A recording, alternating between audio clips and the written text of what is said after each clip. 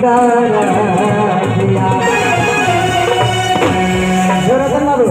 रह के विदेश रहे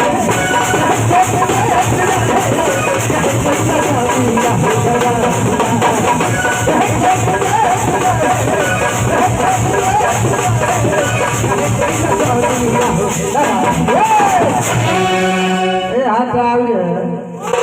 बबुआ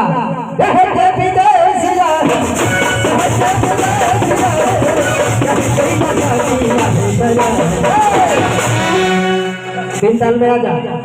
ठीक है